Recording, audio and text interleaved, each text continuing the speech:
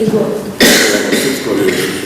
5 mjeseci, znači ja tražim uvid u taj spis i dijelove spisa istrage koji nisu uvršteni u raspravni spis. Jer svima nazočnima zamjenica ravnatelja USKOK-a se ovdje obvezala omogućiti uvid u spis. Bio sam u državnom odvjetništvu u USKOK-u, zatražio sam sukladno dogovoru uvid u spis. Nije mi omogućeno. Ostavio sam ponovo kontakte brojeva telefona. Na održanom ročištu prošlom zamjenica ravnatelja USKOK-a, gospođa Sani Ljubičić, mi je rekla termin 2. u 14 sati ili 3. u 14 sati da će biti omogućeno. Rezervirao sam i odvjetnike da budu na liniji i da će mi javiti 2. najkasnije prije podne.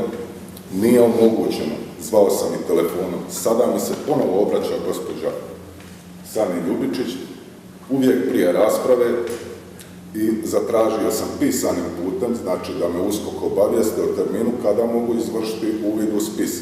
I molim da se sva zakazana ročišta do daljnjega odgode dok mi se ne omogući uvid u spis. Znači ovo je manipulacija od strane USKOK-a, 5 mjeseci. Dobro.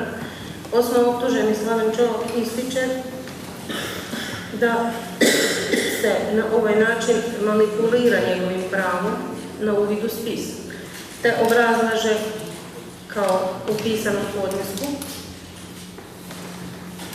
i ostaje kod svog prijedloga za odgodom svih rasprava dok mu se ne omogući izvršiti uvid u spis.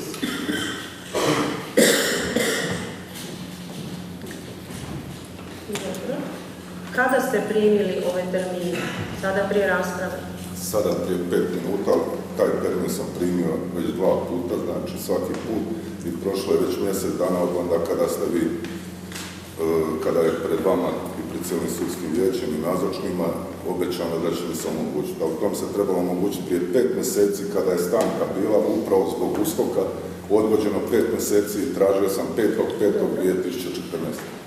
Na tome molim sudsko vijeće da mi se omogući uvid u taj spis i da pristojan rok da mogu vidjeti koliko je to dokumentacija. Ma glavni državni odvjetnik je sukladno zakonu trebao odmah omogućiti na naš zahtjev, kad god mi to tražimo u bilo kojem tijeku postupka.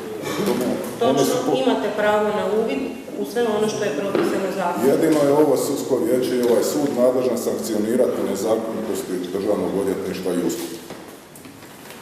Sud će učiniti sve što mu je u nadležnosti po zakonu. Hvala vam lijepo. Danas smo gotovi.